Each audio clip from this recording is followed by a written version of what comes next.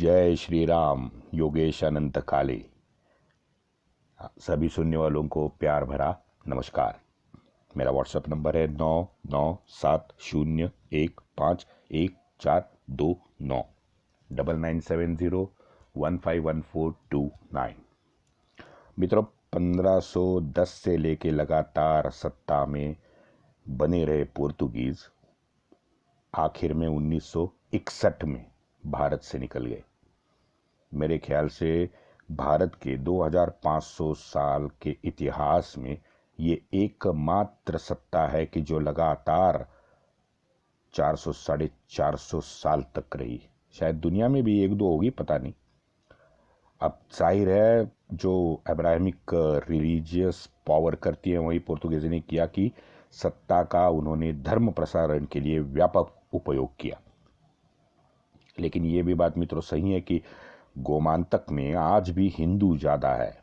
हैरानी की बात है लेकिन सच है। मैं एक मेरा आपको उदाहरण आज देना चाहता हूँ तो आपको समझ में आए कि असल में मानसिकता क्या है इन लोगों की, ये गोमांतक के लोगों की। मित्रों, मड़गांव के पास एक गांव है, बहुत नज़दीक है, 10-12 किलोमीटर का फासला है। गांव का नाम है लोटली। जो अभी लोटलिम कहते हैं ना, गांव का नाम है लोटली, जो लोटलिम कहते हैं। और यहाँ एक कहने का मतलब ये है कि वहाँ एक बिग फुट नाम का एक संग्रहालय है और वहाँ पे बहुत सारे टूरिस्ट आते हैं। शायद आप भी आके गए होंगे, पता नहीं। तो इस बिग फुट संग्रहालय के बिल्कुल ऑपोजिट उसके सामने एक पुराना एक खंडहर बना हिंदू जमींदार का एक बंगलो है। मैं बहुत बड़ा है, मैं 3-3.5 एकड़ तो कम से कम होगा।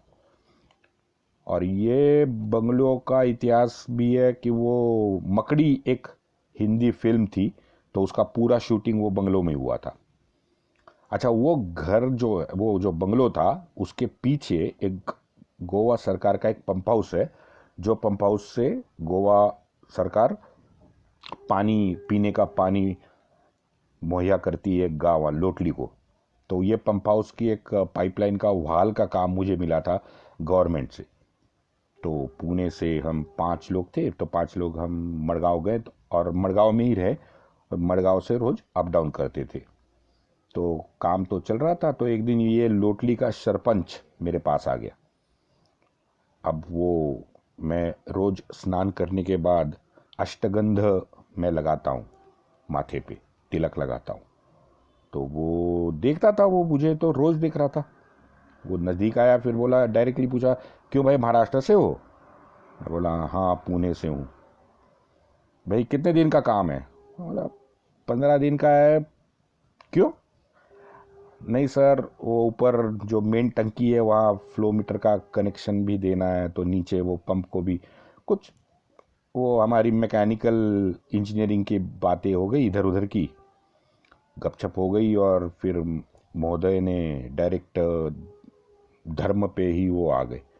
उन्होंने पूछा, आपको मालूम है योगेश जी, हम भी सारस्वत ब्राह्मण हैं, अभी अभी 300 साल पहले ईसाई बने हैं। मैं चौंक गया। आगे उन्होंने कहा कि हम आधे हिंदू और आधे ईसाई है। मैं बोला कैसे? ये क्या बात हो गई भाई? उन्होंने कह दिया कि देखो, हमारा बच्चा पैदा होता है तो हम चर्च में जाते हैं, फादर से बपतिस्मा कराते हैं उसका। बोलो ठीक है, चलो, हाँ कराते हो, मैंने भी सुना है, मैंने गया देखा तो नहीं है लेकिन सुना है। लेकिन इसके बाद योगेश जी, उस दिन शाम को हमारे घर में उसका नामकरण हम फिर करते हैं, और सभी अपने अपने तौर तरीके से, अपने तरीके। मैं चौंक गया, ये क्या होता है भाई? वो हमारे सबके नामकरण विधि जो होते हैं, ये एक पूरा प्रोसीजर है, हमारे लिए तो अनुष्ठान होता है वो। मैंने तुरंत पूछा कि ये अपने तरीके से क्या क्या मतलब भैया? उन्होंने कहा कि हम, अरे अपने यानी हमारे हिंदू परंपरा के अनुसार। मित्रों, ये जो उसके शब्द है ना, ये आज इस घटना को 10 साल हो गए, लेकिन 10 साल से मेरे दिमाग से वो निकल नहीं पा रहे हैं। हमारे कोंकण में गांव में एक ट्रेडिशन है कि ट्रेडिशन क्या है कि हर महीने में एक दिन पूरा का पूरा गांव के लिए सेवा देता है। मैं नहर साफ करनी हो, रास्ता साफ करना हो, रास्ते के गड्ढे अगर बुझाने हो तो वो 50 प्रकार के काम जो गांव के लिए होते हैं वो सब हम एक साथ एक किसी दिन हम करते हैं। तो ये गोमांतक तो कोंकण का ही इलाका है? तो वहाँ पे भी यही शायद ट्रेडिशन है। तो एक इतवार को वो सब गांव वाले चर्च की साफ सफाई कर रहे थे और हम लोग वही चर्च के एग्जैक्ट ऑपोजिट साइड में काम चल रहा था, ट्रेंचिंग वगैरह का कुछ काम था। तो मैं और हमारे कामगार वहाँ पे थे, तो मैं वहीं खड़ा था। तो वो चर्च के दूर कहीं लोग काम कर रहे थे, किसी ने मुझे आवाज़ दी, अब नाम से आवाज़ दी। तो मैंने फिर मुड़ के देखा, मैं बोला कि यार कौन, मैं देख ही रहा था, तब तक सरपंच ने मुझे हाथ से रोक लिया कि भाई आपके आने की ज़रूरत नहीं है, बैठो उधर ही बैठो। और वो जिसने आवाज़ दी थी वो गांव वाले की तरफ वो मुड़ के देखा कि अरे ज़ोर से बोला, बिकॉज वो दूर था। अरे अंतो बोला उसको, अब उसका नाम नहीं मालूम मुझे। अंतो, अरे उनको मत बुलाओ यार, वो नहीं आएंगे। उसका सरपंच का कॉन्फिडेंस देखो मुझ पे। मित्रों, आज भी सोचता हूं कि वो सरपंच की मानसिकता क्या होगी। अगर भैया आपको इतनी परंपरा संस्कृति से प्यार है, लगाव है, अपनापन है, तो वो क्या है कि आज 500 साल बाद भी डर और खौफ के माहौल में आप जी रहे हो। आज भी 2022 में 2012 में 10 साल हो गए, 10 साल पीछे की बात बता रहा हूं मैं अक्सर सोचता हूं ये लोग क्यों नहीं घर वापसी करते भाई। इतना प्यार है, हाँ, इतना खौफ है। हाँ है। कल मैंने आपको एक दो कोट सुनाए थे ना, आज और 2-3 कोट मैं आपको बता रहा हूं, वो सुनो, क्योंकि वो ना विकिपीडिया में मिलेंगे ना गूगल में मिलेंगे, कहीं कोई नहीं लिखता इसके बारे में। पहला है अलेक्जेंड्रे हरक्यूलानो। ये एक 19वीं शताब्दी के प्रख्यात लेखक हुए। अच्छा, उनकी अभी शब्द पढ़ रहा हूं मैं, मेरा कुछ नहीं ऐड है। The terror inflicted on pregnant woman made them abort. बस, हाँ, यहीं से वो चालू करते हैं। The terrors inflicted on pregnant women made them abort. Neither the beauty nor the decorness of the flower of youth nor the old age so worthy of compassion, woman exempted the weaker sex from the brutal ferocity. The weaker sex from the brutal ferocity of the supposed defenders of the religion. ये उसने कह दिया। गोमांतक के viceroy अंतानो, क्योंकि पहला था ना, वही आया था, तो पहला वाइसराय अंतानो जो था उसने तो धर्म परिवर्तन का 41 पॉइंट का एक प्लान ही बना डाला भाई। और वो बनाने का काम जो उन्होंने किया, उनके दो महान ईसाई सुपूत के नाम है दियागो दे बोर्डा, ये पादरी था, और एक सैन्य का उप जनरल, वाइस जनरल था मिगुएल वास। इन दोनों ने 41 पॉइंट्स का एक प्लान बनाया था कि कैसे हम धर्म परिवर्तन करें। ये तो हमारे हरे टिड्डों ने भी नहीं किया था। ये तो ज्यादा दरिंदे उनसे ज्यादा दरिंदे, बिकॉज पढ़े लिखे हैं ना, वो तो वही सब मदरसा छाप रोड साइड है। अच्छा, ये और एक सुनो। अच्छा, ये सब हो रहा था यहाँ पे, तो हमारे क्विलोन का एक राजा था, हिंदू था, उसने पोर्तुगीजों को जमीन, पादरियों को जमीन भेंट कर दी। पता नहीं है यार इन लोगों की मानसिकता क्या थी, पता नहीं है। उसको क्या मालूम नहीं होगा क्या कि क्या चल रहा है गोमंतक में? 100% मालूम होगा। पता नहीं उसने कैसी जमीन दे दी। लगभग 7 लाख मित्रों, 7 लाख परिवारों को इन दरिंदों ने ईसाई बनाया है। ना ना, मैं नहीं कह रहा हूं, ये हेक्टर और टी.बी. कुन्हा ये लोग कह रहे। Hindus were torture in all possible way to create atmosphere of mental terror. देखा, हम लोग जो 4-5 कुछ इससे एपिसोड से बता रहे हैं ना, मेंटल टेरर के बारे में हम लोग जो बात कर रहे हैं, वो उन्होंने 300-350 साल लिखा। भाई ये सब अभी टेरर का असर कितना हुआ ये आज ज़्यादा तो हमको पता नहीं है, क्योंकि मैंने बहुत उसको ढूंढा है लेकिन मुझे नहीं मिला। लेकिन उनके ही कुछ लोगों ने कुछ जो लिखा है वो ही इतना साला भयंकर है कि उसके आगे तो हम पढ़ भी नहीं सकते, आंख में पानी आ जाता है। अब एक और फ्रेंच डॉक्टर है, उसका सुनो। उसका नाम था डल्लोन। ये फ्रेंच डॉक्टर था और जू था। तो क्या हुआ? सीधी बात है भाई, लिस्बन की जेल में सड़ता रहा 1670 तक। हिटलर तो बुरा ईसाई था, हम सबको मालूम है, चलो गुड। और ये दरिंदे, एक फ्रेंच डॉक्टर जू था तो उसको ठूस दिया जेल में। हाँ, तो जेल में वो डिल्लॉन ने किताब लिखी, relation D inquisition D Goa. अब ये पुस्तक 200 साल गायब रही, किसी को नहीं मिली। बाद में एक हमारे गोवा के भारतीय जो लिस्बन में secretary of government of Portuguese बने, उनका नाम था कुन्हा रिवेरा। उन्होंने ये पुस्तक मात्र खोज निकाली, जो आज भी लिस्बन के पब्लिक लाइब्रेरी में है, और उसकी कॉपी गोमांतक के बारबोजा में है। अब बारबोजा कहीं आप जाएंगे तो जरूर आप इसके बारे में ढूंढो। डॉक्टर का नाम, फ्रेंच डॉक्टर का नाम है डल्लोन, और पुस्तक का नाम है relation D inquisition D Goa, ये उसका नाम है। जेवियर ने 1542 से 1551, बस 9 साल तक गोमांतकियों मरणासन्न यातना दी हैं।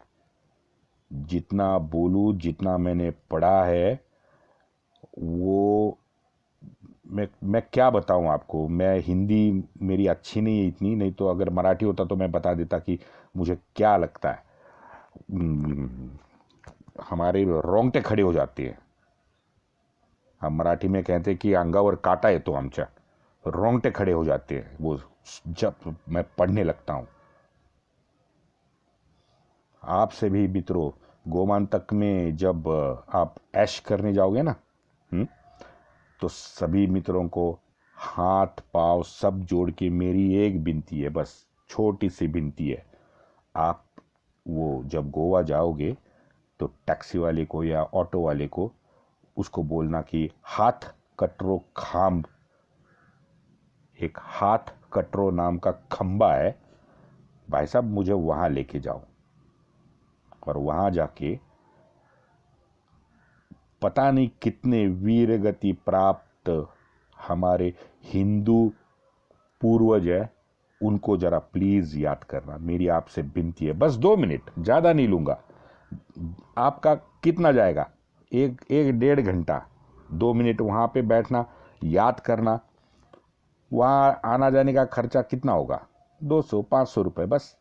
यार उतना तो खर्चा करो यार। हमारे वो पूर्वज है जिन्होंने पीड़ा सहते सहते हुए भी अपना धर्म नहीं छोड़ा है, तो आज 2011 की जनगणना में हम आज भी बहुसंख्य है। तो ये हमारे पूर्वजों का हम पे उपकार है कि हम जब आज गोमान तक जाते हैं तो हमारी हिंदू प्रजाति आज बहुसंख्य है। और इसका और एक कारण है कि हिंदू समाज को ये जो भय है निकालने का प्रयास जितने भी हमारे महापुरुषों ने किया है उसमें अग्रणी थे हमारे रामदासी विनायक बुआ मसूरकर। ये रामदासी इसलिए थे कि ये समर्थ स्वामी रामदास के ये शिष्य थे, ब्रह्मचारी थे। उनका आश्रम है पुणे से तकरीबन 100-125 किलोमीटर दूर एक आश्रम है। तो उन्होंने बहुत महत् प्रयास किए हैं, एक पूरा एपिसोड करना पड़ेगा। तो मैं अभी इतना ही बता रहा हूँ कि बहुत महत् प्रयासों से इन्होंने 10,000 से ज़्यादा घर वापसी की हैं सिर्फ गोमांतक वालों की। दूसरे हैं हमारे परम पूज्य नाणिज पीठ के शंकराचार्य नरेंद्र स्वामी महाराज जी। ये भी अब तक हजारों हजार की घर वापसी कर चुके हैं कोंकण और गोमांतक में। और आज भी पूज्य शंकराचार्य जी का 2022 में पवित्र कार्य शुरू है। वैसे और एक इनकी मैं आपको पहचान करवाता हूँ। ये हमारे नरेंद्र स्वामी जी महाराज शंकराचार्य जो है ये भी सरकारी नौकर थे महसूल विभाग में, और एक सरकारी नौकर था झारखंड में, पता है आपको? उनका नाम था परम पूज्य निर्मल बाबा, याद है आपको? अब ये निर्मल बाबा हजारों हजार की फी लेके वो कृपा भेजते थे। कहीं कृपा गोलगप्पे में आती थी, कहीं कृपा जिलेबी में आती थी, कहीं रबड़ी में आती है। देखो आप उसके पुरानी वीडियो देखो। तो एक सरकारी नौकर जिसने अध्यात्म की शिक्षा ली वो हजारों हजार रुपए फी लगा के लोगों को कृपा बांट रहा था। और एक ये सरकारी नौकर है जिन्होंने सर्वत्याग किया, वेदों का पठन किया, नाणिज पीठ के शंकराचार्य बने और घर वापसी का कार्यक्रम आज कर रहे हैं। ये फर्क होता है मित्रों। हाँ, तो हमको भी हमारा चश्मा जो है ना ये बिल्कुल ट्रांसपेरेंट होना चाहिए और हमें दिख जाना चाहिए कि सच्चा कौन है, झूठ कौन बोल रहा है। सन 1665 आदिल शाह को मात देके पोर्तुगीजों ने बारदेश प्रांत जो अभी गोमांतक में है उस पर कब्जा जमाया। तो सत्ता काबिज होने के बाद तुरंत क्या करते हैं लोग? क्या करते हैं? फरमान निकालते हैं। निकाला राजा ने फरमान, क्योंकि वो उनका इंक्विजिशन अभी चल ही रहा था। मैंने जैसे बताया कि ये तो 1665 है, वो तो 1812 तक चला था, मैंने आपको बताया था। तो फरमान निकाला कि भाई सब आप धर्मांतरित हो जाओ। तो गांव के गांव 8 से 10 महीनों में बलपूर्वक जो भी तरीका हो धर्मांतरित किया। हमने देखा, अब मैं उसके बारे में बात नहीं करना चाहता। वो तो धर्मांतरित हो गए, ईसाई बन गए सब गांव के गांव।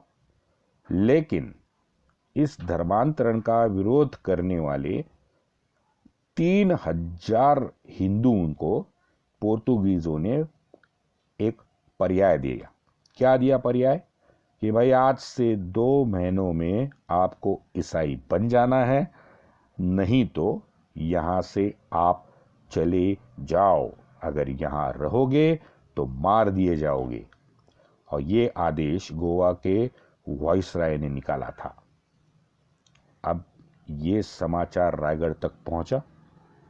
महाराज ने, शिवाजी महाराज ने तुरंत कार्रवाई का आदेश दे दिया। तारीख थी 20 नवंबर 1667, 1667। 20 नवंबर को बारदेश पर मराठों ने आक्रमण किया। मात्र एक दिन में मित्रों 416 पोर्तुगीज सैनिकों को काट डाला, सीधा काट डाला। गांव का पादरी जो चर्च का था उसको और उसके साथीदार को कैद किया और रायगढ़ लेके आए। तो उनको लगा कि कुछ न्याय मिलेगा, तो वो फिर गिड़गिड़ाने लगा, बोलने लगा, बात करने लगा। महाराज सुनने के मूड में ही नहीं थे। महाराज ने क्या किया? महाराज ने सबका सर तन से जुदा कर दिया।